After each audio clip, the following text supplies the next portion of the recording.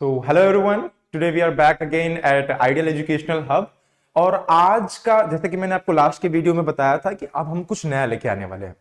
Boards के आपके time table आ चुके हैं और हम आज देखने वाले हैं क्लास 12th का इंग्लिश का पार्ट, कि इंग्लिश का हम डिवीजन सेक्शन कैसे पेपर का डिवीजन होता है, कितने मार्क्स का कौन सा सेक्शन होता है, और साथ ही हम देखेंगे उसमें से एक कोई पार्टिकुलर सेक्शन जो कि बहुत ही इजी माना जाता है, जिसमें स्कोर करना बहुत ही आसान होता है।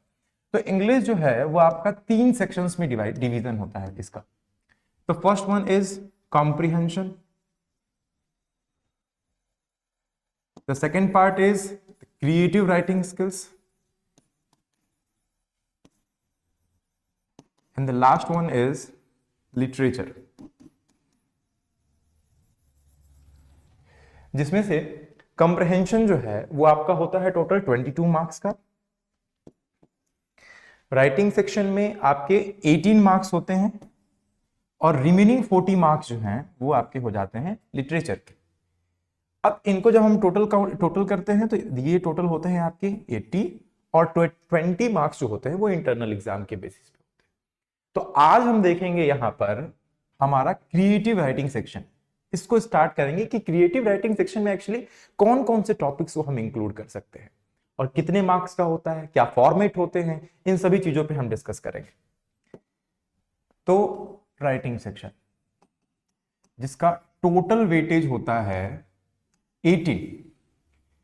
वैसे जब हम क्लास 11 से ही एंट्री करते हैं तो हमारे पास राइटिंग सेक्शन के 2 डिवीजन हो जाते हैं। एक होता है शॉर्ट राइटिंग सेक्शन और दूसरा हो जाता है आपका long writing section. Short writing section जो है वो 50 वर्ड्स तक वैलिड होते हैं, 45 से 50 वर्ड्स तक इनको लिखा जाता है।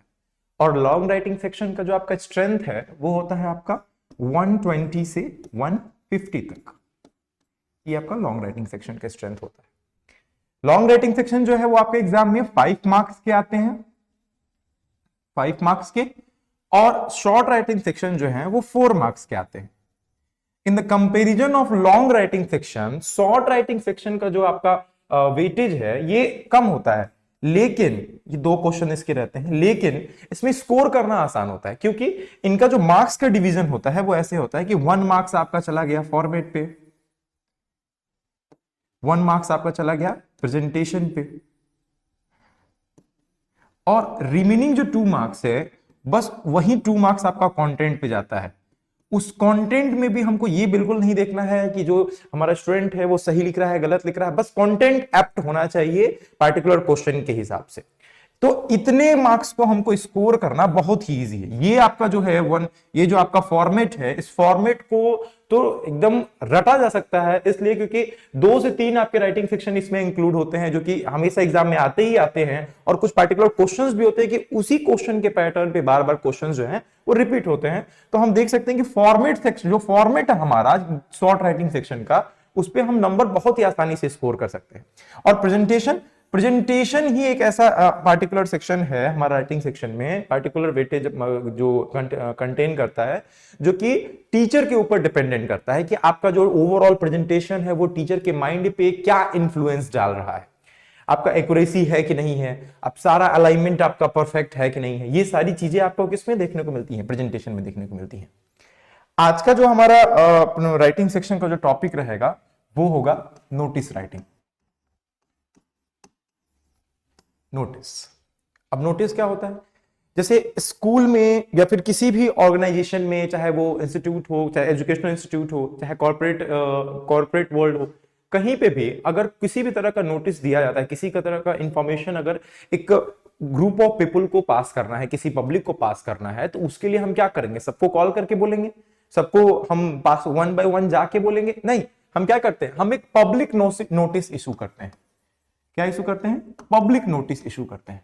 जैसे आप लोग देखे होंगे जब आप बच्चे होंगे, या फिर अभी भी आप स्कूल्स में देखते हैं कि जब छुट्टी होती है, किसी लंबी छुट्टी का अगर नोटिस आता है, अगर मान लीजिए कि दशहरा की छुट्टी हो गई, दिवाली की छुट्टी हो गई, तो उसके लिए क्या किया जाता है? 2 तरह के अनाउंसमेंट हो सकते हैं। एक हो सकता है आपके असेंबली में, मॉर्निंग असेंबली में अनाउंसमेंट हो सकता है, और दूसरा कि आपको रिटन फॉर्म में नोटिस जो है वो सबके पास किया जाए सारे क्लासेस में।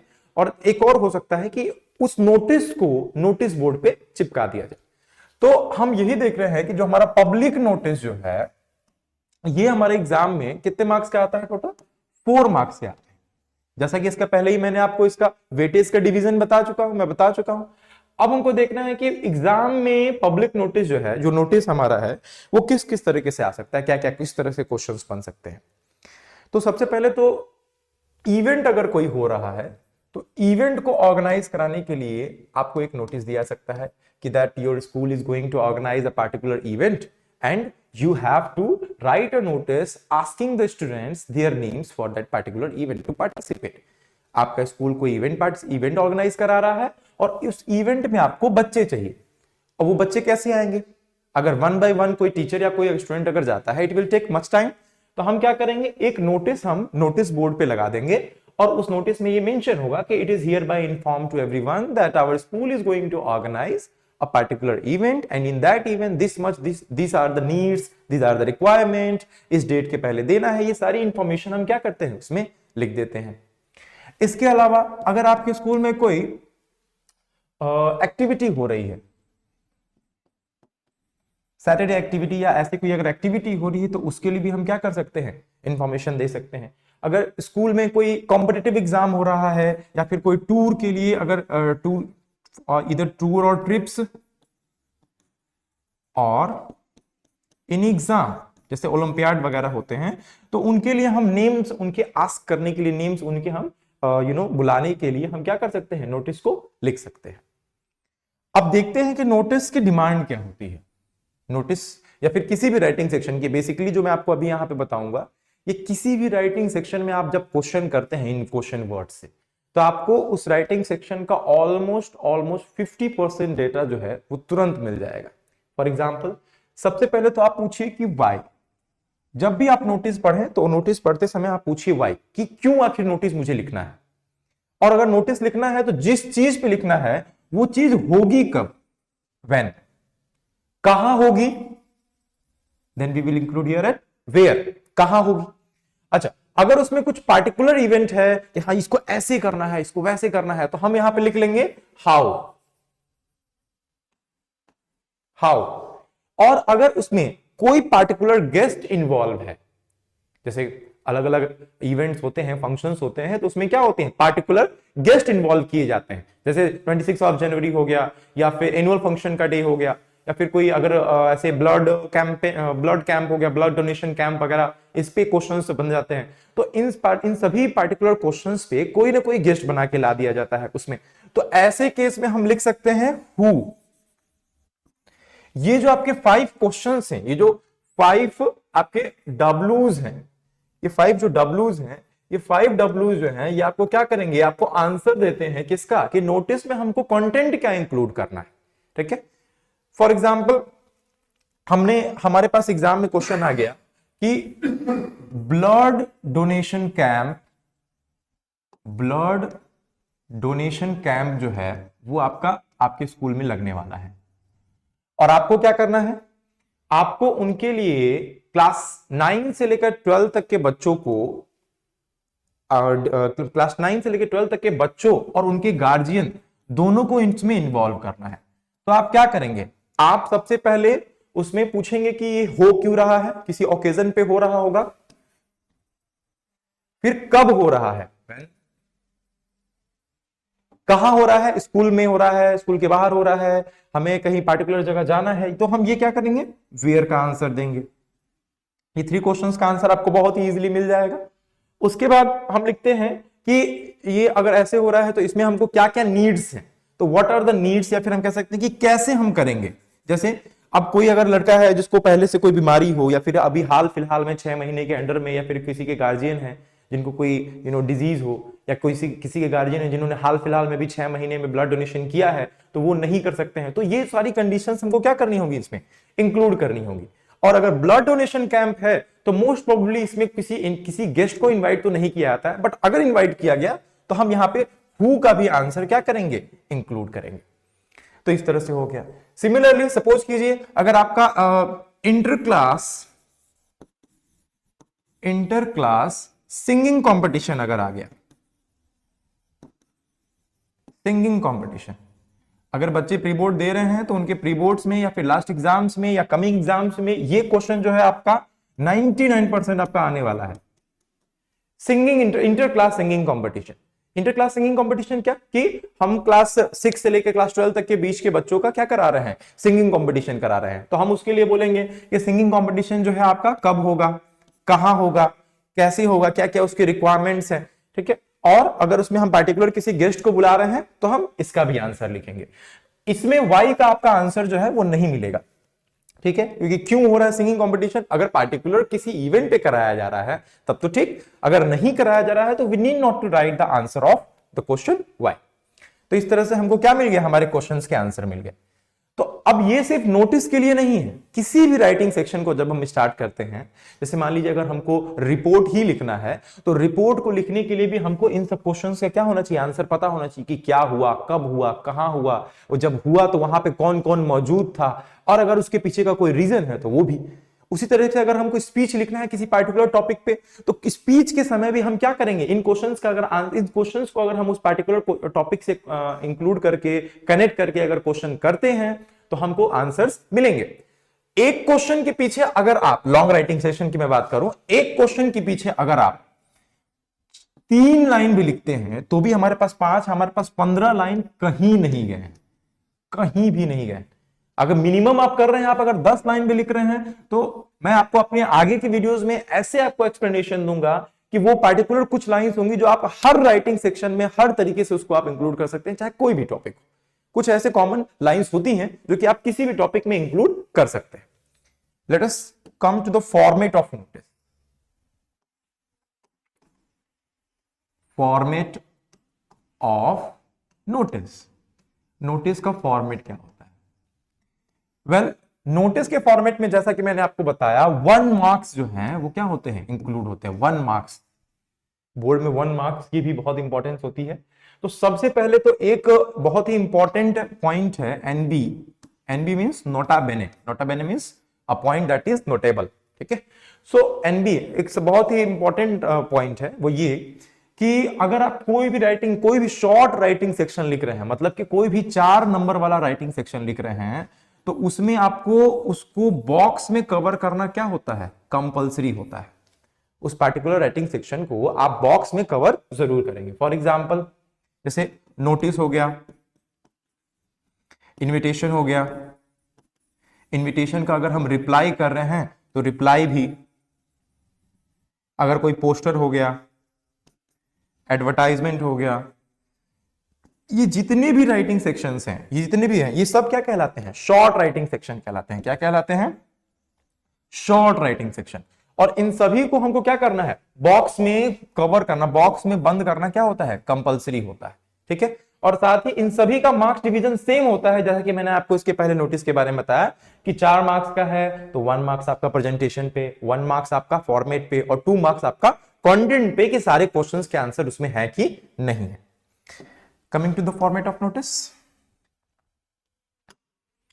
जब हम नोटिस लिखना शुरू करते हैं तो सबसे पहले हम यहां पे नेम ऑफ इंस्टीट्यूट या अथॉरिटी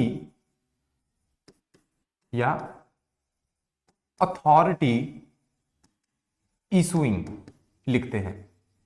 इसका क्या मतलब हुआ, जैसे हम स्कूल में हैं अगर, तो स्कूल में कोई पार्टिकुलर अथॉरिटी होगा। जैसे हम स्कूल में हैं तो स्कूल का नाम हम क्या करेंगे, लिखेंगे, क्योंकि कौन इशू कर रहा है, स्कूल अथॉरिटी इशू कर रही है या फिर इंस्टीट्यूट इशू कर रहा है।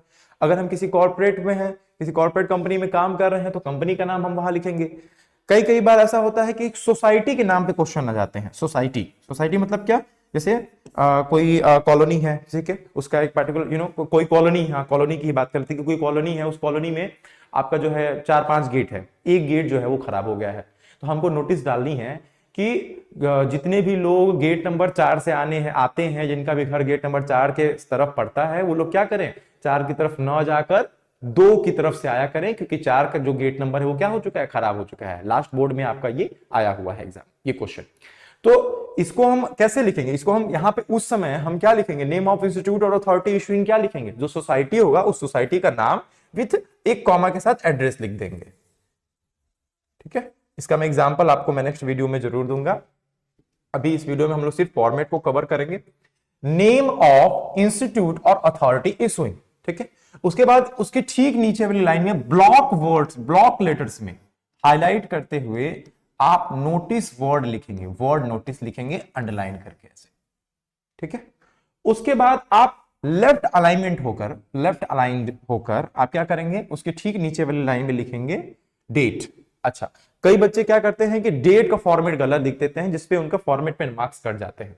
बाद में वो टीचर से कितना भी बोल लें, आप स्कूल की ही अगर बात करें, वो टीचर से कितना भी बोल ले, उनका नंबर नहीं बढ़ने वाला। जैसे कि आज अगर हम लिख रहे हैं नवंबर 26 2024, ये आपका सही फॉर्मेट है, ठीक है।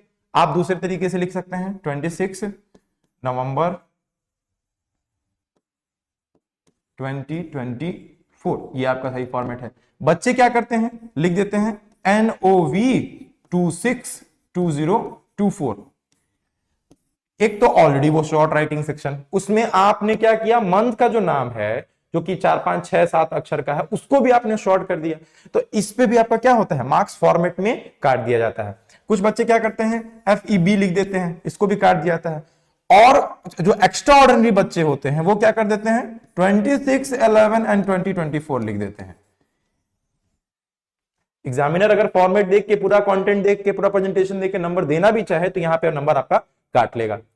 एक और गलती बच्चे करते हैं वो ये कि उन्होंने डेट लिखा और डेट के पहले ये डेट वर्ड भी लिख दिया, ऐसे ऐसे करके वो लिख देते हैं। तो ये भी आपका फॉर्मेट क्या है, सही नहीं है। आपको लिखना क्या है, आपको सिर्फ और सिर्फ ये लिखना है, सिर्फ इतना पार्ट लिखना है, सिर्फ इतना। और एक और चीज शायद आप लोग को ना पता हो, आपका जो डेट होता है उसको एक कंप्लीट सेंटेंस माना जाता है। Complete sentence in the sense, अगर आप एक डेट लिख रहे हैं तो उसके लास्ट में आप क्या लगाएंगे, एक फुल स्टॉप लगाएंगे, ठीक है। इसको एक कंप्लीट सेंटेंस माना जाता है। इसमें कोई सब्जेक्ट नहीं है, कोई वर्ब नहीं है, लेकिन फिर भी इसको क्या मानेंगे हम, कंप्लीट सेंटेंस मानेंगे। चलिए अब आते हैं फॉर्मेट पे वापस। नोटिस लिख लिया, आप लेफ्ट अलाइनमेंट, लेफ्ट मतलब अपने जो हम इधर देख रहे हैं तो अपने लेफ्ट अलाइनमेंट में जिस हाथ से लिखते हैं, इधर खड़े हैं तो हम क्या पढ़े, इधर खड़े हैं तो क्या पड़ेगा, ये लेफ्ट पड़ेगा। तो लेफ्ट अलाइनमेंट में आकर हम क्या लिखते हैं, डेट लिखते हैं नवंबर 26 2024, ठीक है। उसके बाद इसके नीचे लाइन में हम लिखेंगे सब्जेक्ट, अंडरलाइन करके हम प्रॉपर ऑर्डर में हम लिखेंगे सब्जेक्ट ऑफ नोटिस। ध्यान दीजिए, यहां पे मैंने जो भी वर्ड्स हैं, कंजक्शन प्रीपोजिशन जो भी आएंगे उनको छोड़कर जो भी वर्ड्स आपके आएंगे, उन वर्ड्स में पहला लेटर जो है क्या होगा, हमेशा कैपिटल होगा। दूसरी चीज, इसमें कभी भी आप इसको 3 से 4 वर्ड्स में लिखने की कोशिश किया कीजिए। बहुत ज्यादा हो जाए तो 5 हो जाए, लेकिन उससे ज्यादा वर्ड्स में अगर आप लिखते हैं तो वो एक्सेसिव माना जाता है, जो कि नहीं सही है। उसके बाद आप यहां पे बॉडी स्टार्ट करेंगे, यहां से आप बॉडी स्टार्ट करेंगे, ठीक है। बॉडी स्टार्ट करने के बाद जहां पे भी आपकी बॉडी मान लीजिए यहां पे खत्म हो गई, ठीक है, ऐसे गया और यहां पे जाके आपकी 4 लाइन में बॉडी यहां पे आपकी खत्म हो गई। खत्म होने के बाद जस्ट आप यहां पे लिखेंगे आप अपना नाम लिखेंगे सबसे पहले तो। और क्वेश्चन कैसे बनता है, ये बनता है कि you are Manpreet the head boy of this school. तो वहां पे जो नाम रहता है, जो नाम दिया रहता है, उस नाम के साथ आपका डेजिग्नेशन भी दिया रहता है कि आप किस डेजिग्नेशन के साथ वो नोटिस को इशू कर रहे हैं। तो मान लीजिए जो भी आपका नाम वहां पे दिया है वो नाम आप लिखेंगे और साथ में उसके नीचे ठीक डेजिग्नेशन लिखेंगे अपना, कि आप किस डेजिग्नेशन पे हैं। पॉइंट टू बी नोटेड कि नाम कभी भी आप अपना ओरिजिनल नाम उसमें नहीं लिखते हैं। अगर नोटिस में नाम दिया है, जो कि मोस्ट प्रोबेबली दिया रहता है, तो आप वो नाम लिखेंगे। अगर नाम नहीं दिया है तो आप क्या करेंगे, XYZ या ABCD करके लिख के आ जाएंगे। और ये आपका हो गया फॉर्मेट। सबसे पहले अपना आएगा issuing authority, then the word notice, date, subject of notice, the body, the name and the designation.